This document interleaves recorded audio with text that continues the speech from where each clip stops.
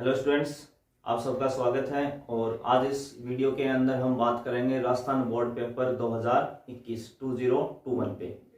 अभी जो आपका बोर्ड के अकॉर्डिंग जो सिलेबस रिवाइज्ड होके आया है या जो संशोधित होके आया है उस सिलेबस के ऊपर हम बातें करेंगे। तो बोर्ड ने ये कोशिश कर दिया है कि आपका कितना सिलेबस कम होगा 12th बोर्ड के अकॉर्डिंग। तो उसमें 40% बोर्ड ने सिलेबस कम किया है। तो वो कौन कौन सा सिलेबस कम किया है, कौन कौन से आपके टॉपिक्स हैं या कौन सी यूनिट उनके अकॉर्डिंग आपके लिए कम हो जाएंगी। तो बोर्ड ने जो दिया है उसमें केवल टॉपिक दिया आपको कि ये टॉपिक्स आपको कम करने हैं। उन टॉपिक्स का किन किन यूनिट के ऊपर या जो अपनी एक्सरसाइज है लेसन्स के ऊपर उन पे फर्क पड़ेगा, हम वो समझेंगे। तो साथ साथ आपके जो टॉपिक्स बच जाएंगे, जो हटाया गया है, मैं उसी के बारे में डिस्कशंस करूंगा। या जो एक्सरसाइज कंफर्म हो गई है कि इससे कोई क्वेश्चंस नहीं आना, वो मैं साथ साथ आपको बताता रहूंगा। तो आप वो नोट कर लें और एक पेपर और एक पेन अपने साथ जरूर रखें, उसको नोट कर लें। और ज्यादा से ज्यादा इस वीडियो को आप शेयर करें, सब्सक्राइब करें और लाइक करें। तो अभी हम स्टार्ट करते हैं कि बोर्ड ने क्या क्या चेंज किया है, उसी के बारे में हम बातें करेंगे। तो चलिए स्टूडेंट्स, हम देखते हैं कि बोर्ड ने क्या क्या सिलेबस कम किया है। Revise syllabus for board exam 12th 2021 यानी 2021। यानी हम बात कर रहे हैं 12th बोर्ड की और केवल मैथमेटिक्स सब्जेक्ट की हम बात कर रहे हैं इस वीडियो के अंदर, गणित के ऊपर। आरबीएससी बोर्ड की बात कर रहे हैं, अपना जो अजमेर बोर्ड है, राजस्थान बोर्ड है या आरबीएससी बोर्ड है उसकी बात कर रहे हैं। तो जो अपना पेपर का जो टाइमिंग है वो 3.5 घंटे यानी 3.15 आवर्स वही है, उसमें कोई चेंजिंग नहीं हुआ है। टाइम में कोई चेंजिंग नहीं है। मार्क्स 80 यानी 80 नंबर का पेपर होगा, उसमें भी कोई चेंजिंग नहीं है। असेसमेंट यानी स्त्रांक जो स्कूल भेजता है आपके 20 नंबर्स 20 नंबर्स जो स्कूल भेजता है और 80 नंबर का बोर्ड पेपर होता है, दोनों मिलके आपके 100 नंबर कवर करते हैं। तो 20 नंबर भेजे जाएंगे स्कूल से और 80 नंबर का बोर्ड पेपर होगा। जो पहले होता था उसमें कोई चेंजिंग नहीं है। टोटल मार्क्स 100, उतना ही टाइमिंग है, उतना ही मार्क्स है, उतने ही असेसमेंट है और उतने ही टोटल मार्क्स हैं। इस पैटर्न में कोई भी चेंज बोर्ड ने नहीं किया है, उतना ही रखा है। अब बोर्ड ने यूनिट आपको दी है, 5 यूनिट बना के दी है और नेम ऑफ यूनिट और मार्क्स। मैंने लेसन एक्स्ट्रा ऐड किया है क्योंकि बहुत से स्टूडेंट्स को ये प्रॉब्लम रहती है कि वो यूनिट से लेसन नहीं समझ पाते कि इस यूनिट में कौन कौन से लेसन हैं। बाकी उसमें लिखा हुआ है नीचे, अगर आप डिटेल्स में जाएंगे तो मिल जाएगा, इसलिए मैंने पहले ही उसको लिख दिया है। तो बोर्ड ने जो पहली यूनिट बनाई है वो रिलेशन एंड फंक्शन की बनाई है, संबंध एवं फलन की। उसको 7 मार्क्स का कर दिया और इसके अंदर जो लेसन कवर होंगे वो आपका फर्स्ट लेसन और सेकंड लेसन, यानी ये 2 लेसन कवर करता है। फर्स्ट यूनिट में 2 लेसन आएंगे आपके, पहला और दूसरा। पहला अपना रिलेशन फंक्शन पे यानी जो कंपोजिट फंक्शन है वो है आपका चैप्टर, और दूसरा आईटीएफ है, इनवर्स ट्रिग्नोमेट्रिक फंक्शन है या सर्कुलर ट्रिग्नोमेट्रिक फंक्शन है, प्रतिलोम त्रिकोणमितीय फलन। तो यानी पहले 2 चैप्टर जो हैं फर्स्ट और सेकंड, वो दोनों मिलके 7 मार्क्स के आएंगे बोर्ड में। उसको नाम दिया है इन्होंने फर्स्ट यूनिट। उसके बाद में उन्होंने जो सेकंड यूनिट बनाई है उसका नाम रखा है अलजेब्रा, बीजगणित। क्या रखा है? अलजेब्रा। ये 15 मार्क्स का है यानी 15 नंबर का है ये आपकी यूनिट। और इसके अंदर लेसन जो आएंगे वो 3rd, 4th और 5th। कौन कौन से लेसन है? 3rd, 4th और 5th। 3rd आपका मैट्रिक्स से रिलेटेड है, 4th आपका डिटरमिनेंट है और 5 आपका inverse of a matrix and linear equation, यानी आव्यूह है, सारणिक है और आव्यूह का प्रतिलोम और रेखिक समीकरण। ये आपके 3 चैप्टर इसके अंदर कवर होने वाले हैं सेकंड यूनिट में, जो 15 नंबर बोर्ड कवर करेगा। तीसरी जो यूनिट है वो कैलकुलस है यानी कलन। ये 35 की सबसे ज्यादा इंपॉर्टेंट और सबसे ज्यादा मार्क्स की जो यूनिट है वो है आपकी कैलकुलस, क्योंकि चैप्टर भी इसमें सबसे ज्यादा है।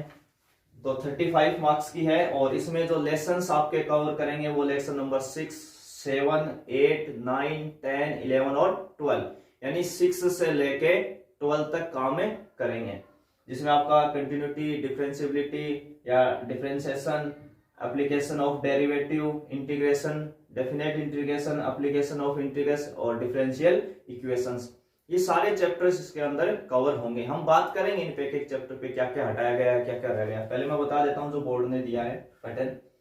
फिर आपकी 4 यूनिट दिया वेक्टर एंड 3D, सदिश एंड त्रिविमीय ज्योमिति। ये 15 मार्क्स की है, पहले ये 14 हुआ करती थी पिछले पैटर्न के हिसाब से, इसमें 1 मार्क्स बढ़ गया है और इनमें भी थोड़ा बहुत कम चेंज हुआ है। तो 15 मार्क्स की है जिसमें 2 लेसन ये कवर करेगी, एक तो अपना 13 का लेसन और एक अपना 14 का लेसन। ये 2 लेसन ये कवर करती है। इसके अलावा प्रोबेबिलिटी एंड प्रोबेबिलिटी डिस्ट्रीब्यूशन, प्रायिकता और प्रायिकता बंटन।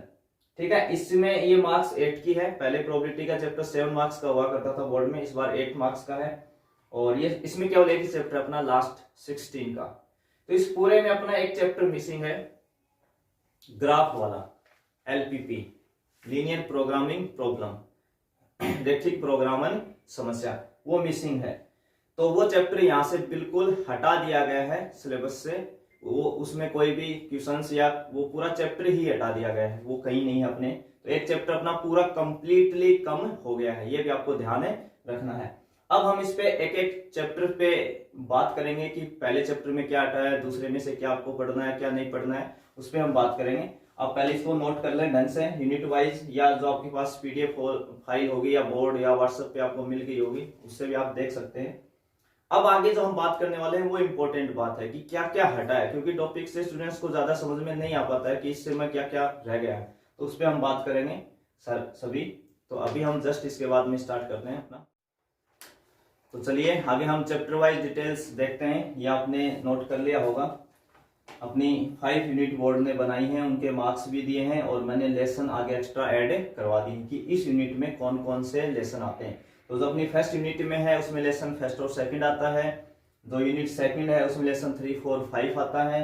जो यूनिट थर्ड है उसमें लेसन 6 से लेके 12 तक आते हैं। और जो लेसन यूनिट 4 है उसमें 13 और 14 आते हैं। और लास्ट जो 5 यूनिट है उसमें लेसन 16, यानी 15 अपना चैप्टर पूरी तरीके से सिलेबस से हटा दिया गया है। अब हम बात करते हैं अपने पहले चैप्टर से कि उसमें क्या क्या हटा है, क्या क्या आपको पढ़ना है। तो पहला जो चैप्टर है वो है रिलेशन एंड फंक्शन। यूनिट का नाम रिलेशन एंड फंक्शन, ये यूनिट है। और जो फर्स्ट चैप्टर है उसका नाम है अपना कंपोजिट फंक्शन। कौन सा है? कंपोजिट फंक्शन, यानी संयुक्त फलन। तो इसमें कुछ चैप्टरों के अंदर अगला कह रहा है इंट्रोडक्शन हटा दिया, प्रस्तावना वगैरह, जो बेसिक थोड़ी सी डिटेल होती है, उसका कोई एक्सरसाइज भी अपने फर्क नहीं पड़ना, वो फालतू में घुमाने की बातें हैं, उस पर अपने ध्यान नहीं देना है। जो चीज मैन हटी है उससे किस एक्सरसाइज में फर्क पड़ेगा, हम उस पर बात करेंगे। तो पहला चैप्टर अपना कंपोजिट फंक्शंस। इसमें पहला पॉइंट हटा आपका प्रॉपर्टी ऑफ कंपोजिट फंक्शन, यानी संयुक्त फलन के गुणधर्म। ठीक है, एक domain and range of inverse function, यानी प्रतिलोम फलन का प्रांत और परिसर, ये हटा है। और प्रॉपर्टी ऑफ इनवर्स फंक्शन, ये हटा है। बाइनरी ऑपरेशन यानी द्विआधारी संक्रियाएं और मॉड्यूलो सिस्टम यानी मॉड्यूलो पद्धति, ये पॉइंट्स आपके हटे हैं। तो इन सब पॉइंट के हटने से क्या क्या फर्क पड़ा है? एक तो आपकी यूनिट 1.3 है, लेसन फर्स्ट में जो यूनिट है 1.3 वो पूरी तरीके से हट गई है। ठीक है, फर्स्ट यूनिट का जो फर्स्ट लेसन अपना, उसमें जो यूनिट 1.3 है वो कंप्लीटली हट गई है। बाइनरी ऑपरेशन का कोई क्वेश्चन नहीं आने वाला है और ना ही उसमें मॉड्यूलो सिस्टम का आएगा, यानी द्विआधारी संक्रिया, ये पूरी तरीके से खत्म हो गई है यूनिट 1.3। तो इसमें जो अपना बचता है वो यूनिट 1.1 और 1.2 और उनसे रिलेटेड क्वेश्चन जो आपके मिसलिनियस में होते हैं, विविध के अंदर होते हैं वो क्वेश्चंस। तो 1 और 2 में भी आपको कोई थ्योरम्स नहीं करनी, कोई प्रॉपर्टीज नहीं करनी है, क्योंकि सारी प्रॉपर्टीज हटा दी गई हैं। बस सिंपल जो क्वेश्चंस है उस पर बात होगी। तो कंपोजिट फंक्शन आएगा जो अपनी 1.1 यूनिट है उस पे, और इनवर्स भी आएगा 1.2 पे, जैसे f इनवर्स 8 बता दो, इस टाइप के जो भी क्वेश्चंस हैं। डोमेन रेंज वगैरह नहीं पूछेगा, बस वो एक टॉपिक अपना डाल रखा है, उस पर कोई क्वेश्चंस नहीं है। तो आपको इसमें 1.1 और 1.2 ढंग से करनी है, 1.3 अपनी आनी नहीं है।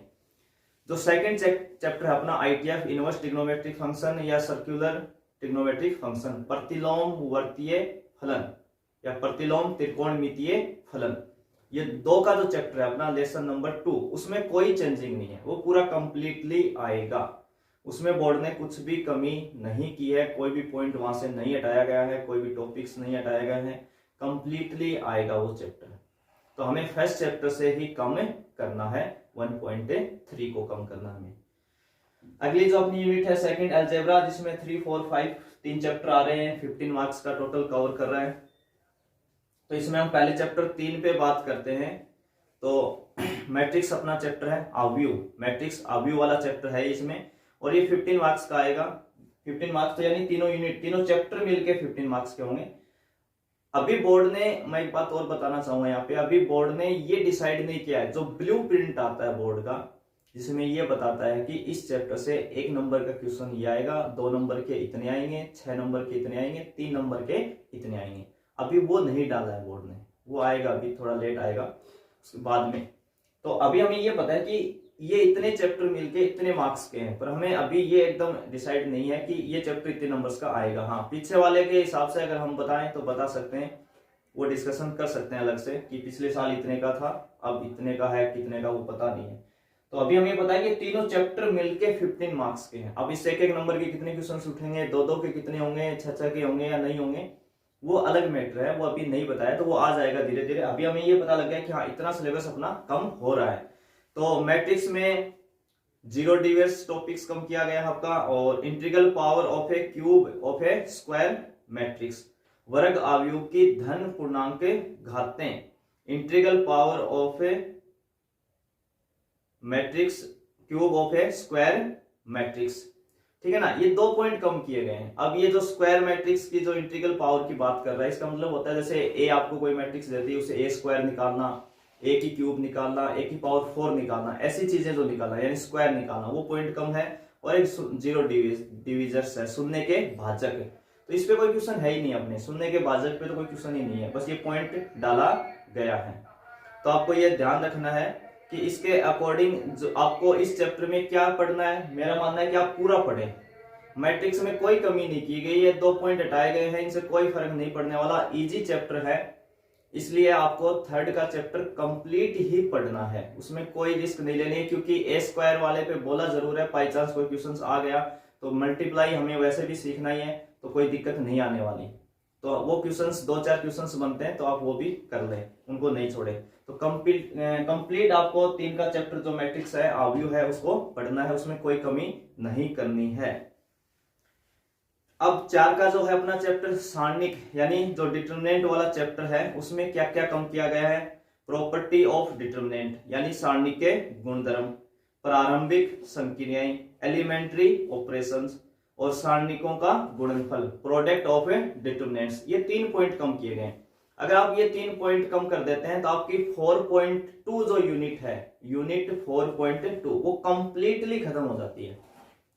और क्वेश्चन जो पहले बोर्ड में आते थे वो इसी एक्सरसाइज से आते थे, हमेशा 4.2 का ही कोई क्वेश्चन आता था, परंतु इस बार 4.2 को पूरा हटा दिया गया है, उससे कोई क्वेश्चन नहीं आना, या उस टाइप के जितने भी मिसलिनियस में क्वेश्चंस हैं वहीं से भी नहीं आएगा ऐसा कोई क्वेश्चन। तो इसमें बचता क्या अपना 4.1 बचता क्या, जिसमें आप सिंपली डिटरमिनेंट को सोल्व करना, 2 ऑर्डर की या 3 ऑर्डर की, माइनर निकालना, ठीक है ना, उपसारणिक, सेकंड निकालना, ये सारी चीजें, ठीक है ना, ये आपको पढ़नी है। सेक्टर निकालना, माइनर निकालना, ये जो टॉपिक्स है ये हमें पढ़ने हैं। तो इसमें 4.1 आपकी बचती है, जिसमें माइनर वगैरह आपके आ जाएंगे, या उससे उस एक्सरसाइज में जो भी आपके टॉपिक्स हैं वो सारे कवर करने हैं। 4.2 कंप्लीटली हमारी हट गई है इसके अंदर से। अगला जो चैप्टर है 5 का, व्युत्क्रम आव्यूह एवं रैखिक समीकरण, inverse of a matrix and linear equations. इसमें से आप केवल इस चैप्टर के अंदर जो थ्योरम्स हैं, प्रमेय जो है वो हटा दो, थ्योरम नहीं पूछेंगे, एक तो ये बताया गया है, और एक जो क्रेमर रूल है, अपने किसी भी डिटरमिनेंट को सोल्व करने के 2 रूल यहाँ पे दिया था, एक क्रेमर रूल दिया है और एक मैट्रिक्स रूल दिया है। तो मैट्रिक्स वाला रूल अभी भी आएगा, क्रेमर रूल हटा दिया गया आपका। तो क्रेमर रूल पे भी काफी क्वेश्चंस हैं, इजी मेथड है वो अलग बात है, पर हटा दिया गया है। तो इस चैप्टर में थ्योरम्स आप कम कर देंगे, 5 के चैप्टर में थ्योरम कम कर देंगे और क्रेमर रूल्स को हटा देंगे। क्रेमर रूल्स पे जितने भी क्वेश्चंस हैं उनको आपको हटाना है।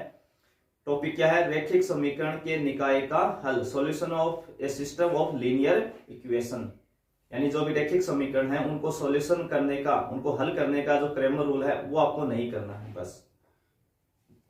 इसके अलावा अपनी तीसरी जो यूनिट है वो कैलकुलस है, जिसमें 6 से 12 तक चैप्टर आएंगे। 6 से लेके कहां तक आ रहे हैं, 12 तक चैप्टर आएंगे। तो इसमें पहला जो लेसन है अपना 6, कंटिन्यूटी एंड डिफरेंशिएबिलिटी, सातत्यता और अवकलनीयता। इसमें कोई कमी नहीं की गई है। 6 का चैप्टर में कुछ भी नहीं हटाया गया है, 6 का कंप्लीट आने वाला है। 6 के चैप्टर में कोई कमी नहीं की गई है, ये पूरा का पूरा आएगा। अगला चैप्टर अपना 7 है। इसके अंदर आपको क्या क्या पॉइंट्स कम किए गए हैं। प्रतिलोम त्रिकोणमितीय फलनों के अवकलन, derivative of A inverse trigonometric function, derivative of inverse trigonometric function. और इसके ऊपर जो यूनिट है वो है 7.2। कौन सी यूनिट कम हो गई आपके इस चैप्टर में, 7.2 ये यूनिट कम हो गई। वैसे भी इससे पहले कोई क्वेश्चन नहीं पूछता था। अगला जो टॉपिक कम किया है वो किया है प्राचल रूप में व्यक्त फलनों का अवकलन, यानी derivative of parametric form of a function. Parametric form या जो होती है, यानी जो प्राचल रूप जो आपका होता है, उसमें जैसे x बराबर t में कोई फंक्शन दे दिया या x बराबर साइन थीटा दे दिया, कोई दो कॉम्बिनेशन बना के दे, x बराबर साइन थीटा, y बराबर कोस थीटा और dy बाई dx पूछे, तो इस पे अपनी जो यूनिट है वो है 7.4। तो 7.4 कम हो गई है इसमें आपकी। और रोल एंड लैग्रांज जो थ्योरम्स हैं वो कम हो गई और इनका ज्योमेट्रिकल मीनिंग या प्रूफ जो है वो भी कम हो गया। ये वैसे पहले भी कभी नहीं पूछते थे। रोले और लैग्रांज को पहले भी कभी बोर्ड में नहीं पूछा गया अभी तक पिछले 8-10 सालों के अंदर, और ना ही इस बार। तो ज्यादातर बोर्ड ने वही सिलेबस कम किया है जिसको नहीं पूछते हैं, ज्यादा इंपॉर्टेंट नहीं है। तो 7 के चैप्टर में कौन कौन सी एक्सरसाइज कम हो गई, 7.2, 7.4 और 7.6। इनके ऊपर कोई भी क्वेश्चन नहीं आने वाला है। फिर अपना 8 का चैप्टर है एप्लीकेशन ऑफ डेरिवेटिव अवकलज के अनुप्रयोग। तो इसमें क्या क्या कम किया गया है, इसमें रेट ऑफ चेंज यानी परिवर्तन की दर, ये पॉइंट कम किया गया है। और इस पॉइंट को कम करते ही आपकी यूनिट 8.1 कंप्लीट खत्म हो गई है। 8.1 एक्सरसाइज नहीं आएगी। फिर अगला है अवकलजों के द्वारा सन्निकट मान ज्ञात करना, use of derivative of approximation, यानी निकटतम वैल्यू हम निकालते थे डेरिवेटिव की हेल्प से। तो ये एक्सरसाइज आपकी 8.4, कौन सी एक्सरसाइज है, 8.4, ये आपकी कम हो गई है। उच्चिष्ट तथा निम्निष्ट के सरल अनुप्रयोग, simple application of minima and maxima. तो इसके अकॉर्डिंग अपनी जो एक्सरसाइज कम हुई है वो 8.6 कम हो गई है। कौन सी कम हो गई है, 8.6। और इस टाइप के जितने भी मिसलिनियस में क्वेश्चंस हैं वही, और इस चैप्टर में थोड़े बड़े क्वेश्चंस यही थे इस एक्सरसाइज के, वो भी कम कर दिए। इनको भी बोर्ड पूछता है कभी कभी 3-4 साल से बीच बीच में एक आधा क्वेश्चन पूछता है, ज्यादा नहीं पूछता। तो 8 के चैप्टर में क्या क्या कम हो गया अपना, 8.1, 8.4 और 8.6, 3 यूनिट अपनी कम होगी, 8.1, 8.4, 8.6। 9 का जो चैप्टर है इंटीग्रेशंस, इसमें कोई ज्यादा कम नहीं किया गया है, लगभग कंप्लीटली आने वाला है। बस एक क्वाड्रिक इक्वेशंस के क्वेश्चंस आप छोड़ देंगे, क्वाड्रिक यानी द्विघाते समीकरण, उसके ऊपर आप क्वेश्चंस। तो इस पैटर्न के जो क्वेश्चंस हमने पढ़े थे 9 के चैप्टर में, जिन्होंने भी पढ़ लिए, dx अपॉन रूट में ax² plus bx plus c, या ऊपर px प्लस q आ जाए अपॉन रूट में ax² plus bx plus c into dx। इस टाइप के क्वेश्चंस हैं, या सिंपली सीधा रूट में पूछ ले x² plus bx plus c, ऐसा कोई क्वेश्चंस है, या x plus b into root में px² plus qx plus r into dx। यानी इस टाइप के जो 4 क्वेश्चंस हैं, dx अपॉन रूट के अंदर क्वाड्रिक हो, ऊपर x का फंक्शन, नीचे रूट के अंदर क्वाड्रिक हो, यहाँ रूट के अंदर क्वाड्रिक है, यहाँ रूट के अंदर क्वाड्रिक है। यानी कहने का मतलब अगर रूट के अंदर कोई क्वाड्रिक इक्वेशंस है, रूट के अंदर होनी चाहिए, विदाउट रूट वाले आएंगे भाई, विदाउट रूट वाले नहीं हटाएंगे, केवल जिन पे रूट लगा है, ठीक है ना। किसी भी क्वाड्रिक इक्वेशन द्विघात समीकरण के अगर रूट लगा है तब वो टॉपिक नहीं आएगा, या उससे रिलेटेड कोई क्वेश्चंस नहीं आएगा, ये आपको ध्यान रखना है। तो इसका जो इफेक्ट पड़ता है वो 9.3 और 9.5 के क्वेश्चंस पे पड़ता है, 9.3, 9.5 और 9.7। 9.7 के क्वेश्चन 9 to 16 नहीं आएंगे फिर, क्योंकि वो इन दोनों फॉर्मेट में कवर होते हैं। 9.7 के क्वेश्चन जो है 9 से लेके 16 तक वो लास्ट दो फॉर्मेट में, इन दोनों के अकॉर्डिंग 9.3 और 9.5 के कुछ क्वेश्चन से हट जाएंगे। तो बस आपको ये देखना है कि रूट के अंदर अगर क्वाड्रिक है तो उसे सोल्व नहीं करना, विदाउट रूट वाला करना है, वो आएंगे आपके, वो आपको ध्यान रखना है। और इंपॉर्टेंट होते हैं क्वाड्रिक वाले क्वेश्चंस बोर्ड के अंदर। तो इस 9 के चैप्टर में यानी इंटीग्रेशन या इनडेफिनेट इंटीग्रेशन जो है अपना एलएसी समाकलन है, उसमें बस ये क्वाड्रिक वाला टॉपिक हटाया और कुछ भी नहीं हटाया इसके अंदर। फिर अपना 10 का चैप्टर था डेफिनेट इंटीग्रेशन, जिसमें बोर्ड हमेशा एक बड़ा सवाल पूछता था पहले, डेफिनेट इंटीग्रेशन। इसमें क्या क्या हटा दिया, इसमें योगफल की सीमा के रूप में निश्चित समाकलन, definite integral as a limit of a sum, ये हटा दिया गया है। और ये टॉपिक हटते ही आपकी यूनिट 10.1 या एक्सरसाइज 10.1 पूरी कंप्लीटली खत्म हो गई है, यानी एक्सरसाइज 10.1 नहीं आने वाली है। और इसका क्वेश्चन पहले भी कभी नहीं पूछा गया बोर्ड में, आज तक कभी नहीं पूछा गया, बस एक्सरसाइज लगा रखी है तो वही उन्होंने हटाई है। तो 10.1 नहीं आने वाली है। अगला पॉइंट हटा है निश्चित समाकलनों का मान ज्ञात करना, यानी वैल्यू आपको फाइंड आउट करनी है डेफिनेट इंटीग्रेशंस की। तो ये आपकी यूनिट 10.2 पे है। कौन सी पे है? 10.2। तो 10.2 से भी कोई क्वेश्चंस नहीं आने वाला है और इससे भी कोई क्वेश्चंस नहीं आता है, क्योंकि बड़े क्वेश्चन पूछते हैं इनमें बनते नहीं है। तो 10.1 कम हो गई, 10.2 कम हो गई। हाँ, थोड़ा सा ये ध्यान रखना है कि 10.2 जो एक्सरसाइज है अपनी, 10.2 जो एक्सरसाइज है वो पूरी 9 के चैप्टर पे बेस्ड है। मोस्टली वही क्वेश्चन है जो 9 के चैप्टर में है या उसी पैटर्न पे, बस उनके लिमिट लगा दी। तो जो लिमिट लगाना सीख चुका है या जो जानता है उसको कहीं दिक्कत नहीं आती 10.2 में वैसे भी, क्योंकि इंटीग्रेशन पूरा वो 9 के चैप्टर में सीख चुका होता है। वही क्वेश्चन होते हैं, केवल उन पे लिमिट लग के आ जाती है अपर और लोअर। और 10.3 आप आगे करेंगे तो उसमें आप वापस लिमिट तो लगाना सीख जाएंगे, तो कोई दिक्कत नहीं है। तो 10.2 तो आपकी ऑटोमेटिक कवर हो रही है 9 के चैप्टर के साथ, पर उससे कोई क्वेश्चन नहीं आना है, ठीक है। अगला जो चैप्टर है अपने समाकलन के अनुप्रयोग, application of integral, chapter number 11 पे हम बात कर रहे हैं। उसमें क्या कम हुआ है? इसमें आपको इसने दिया है कि साधारण वक्रों के अंतर्गत क्षेत्रफल, area bounded by simple curve, area bounded by simple curve. और इसमें इसने स्पेशली दो के लिए कहा है, एक तो पैराबोला यानी परवलय और एक दीर्घवृत्त यानी इलिप्स। पैराबोला और इलिप्स के जो क्वेश्चंस हैं वो नहीं आएंगे।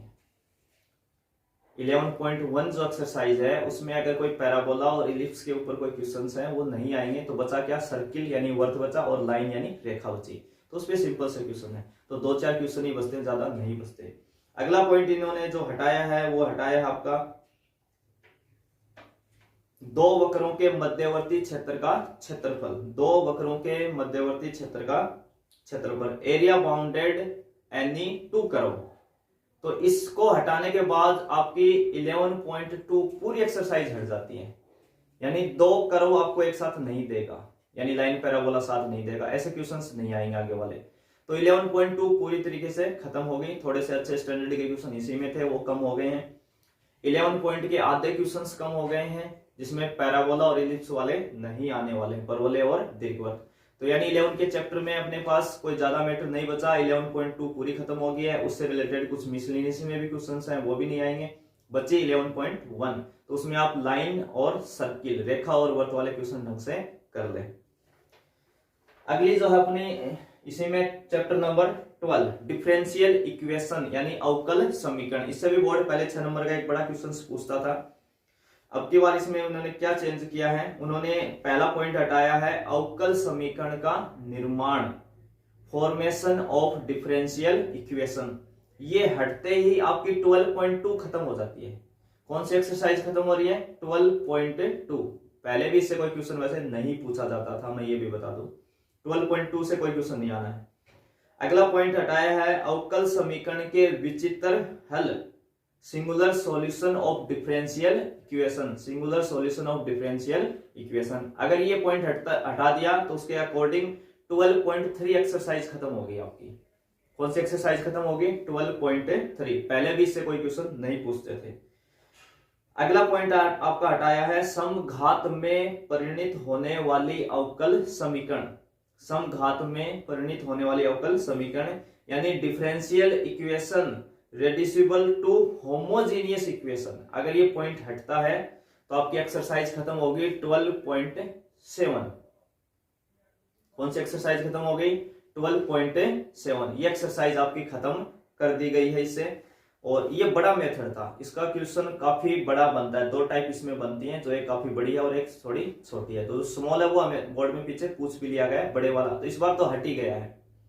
ठीक है, ये आप ध्यान रखेंगे। तो बड़े वाला पैटर्न आपका एक बड़ा मेथड हटा है यहाँ से, ये आपके लिए बेनिफिट है इसमें। अगला जो dy बटे dx plus P Y upon Q की फॉर्म की जो लीनियर डिफरेंशियल इक्वेशंस अपनी होती हैं,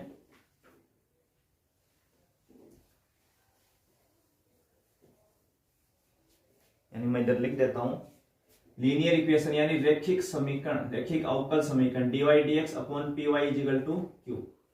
इस फॉर्म की जो लीनियर डिफरेंशियल इक्वेशन होती हैं वो पॉइंट हटा दिया गया है, और ये हटते ही एक्सरसाइज 12.8 भी खत्म हो गई है। कौन सी एक्सरसाइज खत्म हो गई है? 12.8 खत्म हो गई है।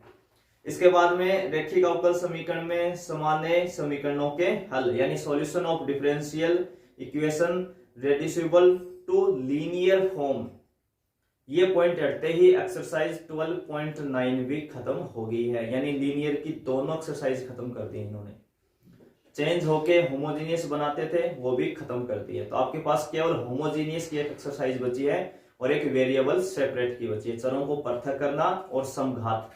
होमोजीनियस और चरों को पृथक यानी वेरिएबल सेपरेट, दो एक्सरसाइज आपकी काम की बची है। तो 12 के चैप्टर में क्या क्या कम हो गया? 12.2 कम हो गई, 12.3 कम हो गई, 12.7 कम हो गई, 12.8 कम हो गई और 12.9 कम हो गई। ये इतनी एक्सरसाइज आपकी कम हो गई है। तो दो एक्सरसाइज बचे हैं, एक पहले वाली बिल्कुल सिंपल है, ऑर्डर एंड डिग्री, उसमें कोई समस्या नहीं होती वैसे भी, तो ये इसमें से हटा दिया गया है। अगली जो अपनी यूनिट है वेक्टर एंड 3D, 15 मार्क्स की है, दो लेसन है 13 और 14। तो 13 है वो वेक्टर के ऊपर है, सदिश के ऊपर।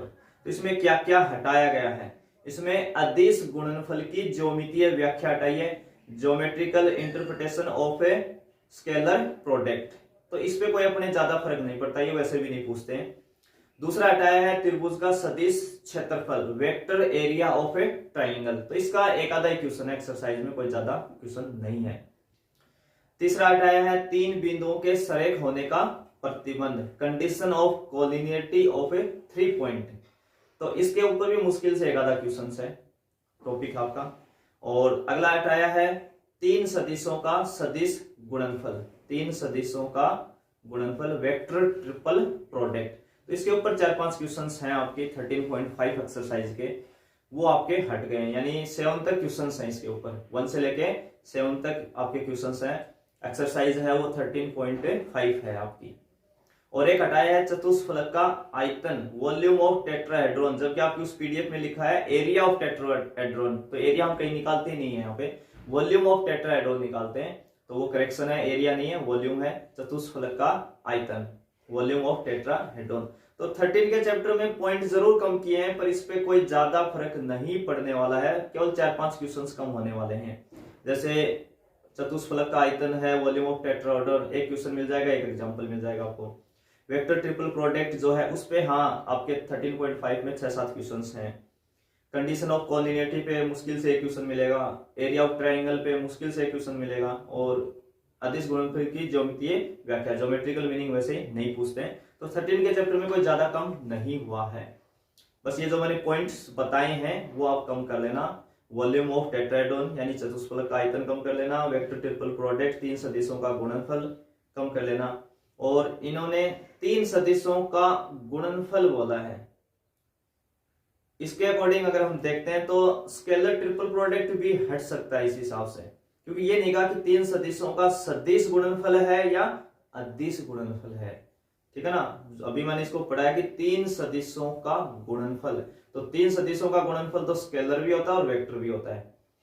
तो अगर इस पे जाएंगे तो आपका स्केलर ट्रिपल प्रोडक्ट भी कम हो जाएगा, और 13.4 शायद इस पे एक्सरसाइज है वो भी कम हो जाएगी फिर। तो इस पे आप थोड़ा सा ध्यान रखना, ठीक है। अब बात करते हैं अपनी 3D की, 14 का जो चैप्टर है उस पे हम बात कर रहे हैं, इसमें क्या क्या कम किया गया है।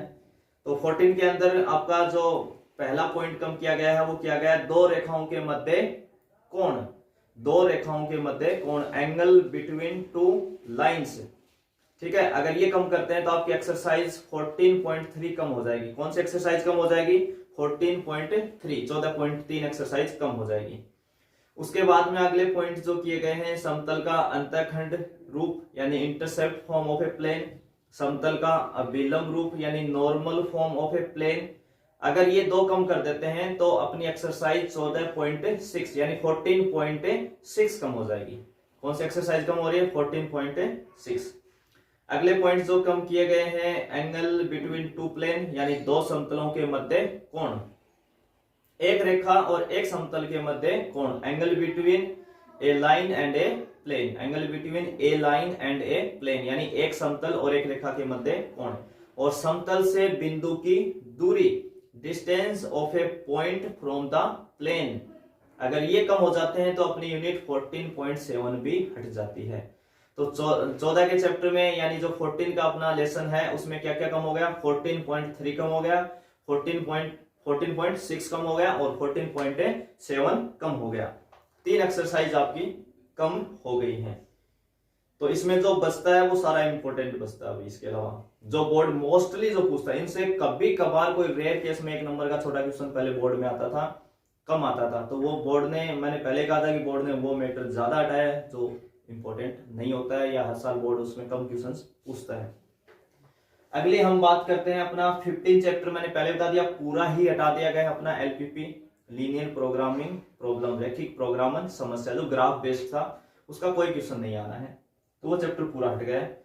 अब अपनी लास्ट यूनिट बचती है प्रोबेबिलिटी एंड प्रोबेबिलिटी डिस्ट्रीब्यूशन, जिसमें एक ही चैप्टर है 16 का लास्ट का जो 8 मार्क्स कवर करेगा। इसमें से इन्होंने क्या हटाया है? इसमें से इन्होंने एक पॉइंट हटाया है, एक प्रतिदश समष्टि का विभाजन, ठीक है, संपूर्ण प्रायिकता की प्रमेय यानी थ्योरम ऑफ टोटल प्रोबेबिलिटी और बेज थ्योरम्स।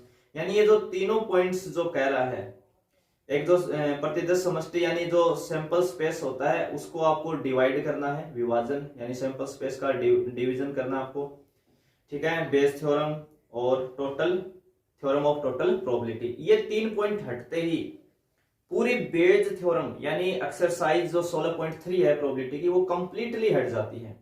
कौन सी एक्सरसाइज हटती है? 16.3, ये कंप्लीटली हट गई, यानी बेज थ्योरम का कोई क्वेश्चंस नहीं आने वाला है इस बार।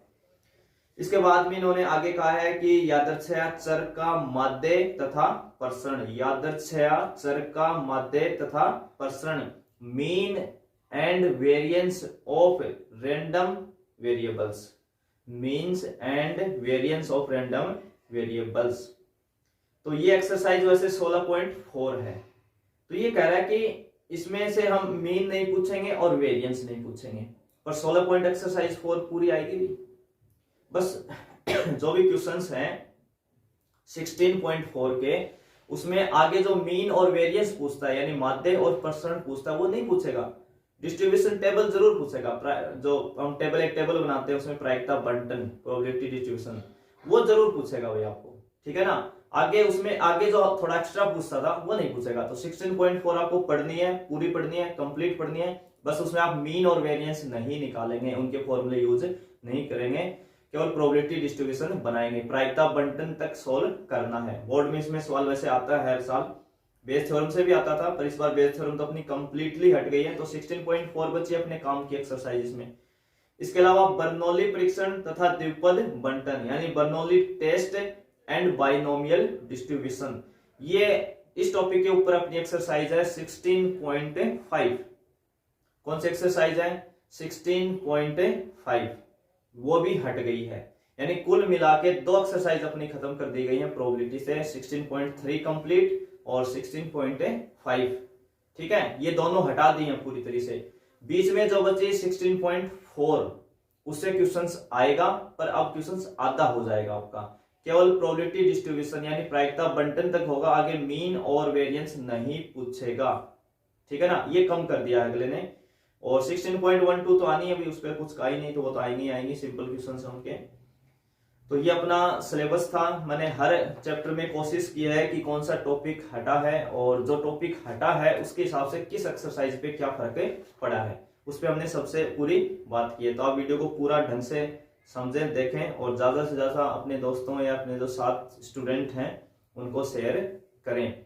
किसी को कोई भी प्रॉब्लम है तो वो कमेंट जरूर करें कमेंट बॉक्स में जाके, ताकि मैं और आपको बता सकूं। अगर किसी के डाउट रह गया किसी भी प्रकार का तो वहां कमेंट कर सकता है कमेंट बॉक्स में जाके।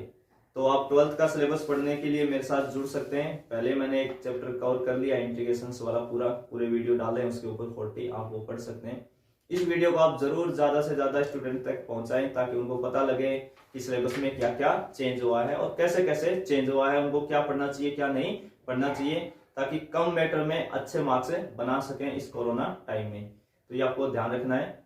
तो यहाँ तक वीडियो देखने के लिए, मेरा साथ देने के लिए आप सभी का धन्यवाद।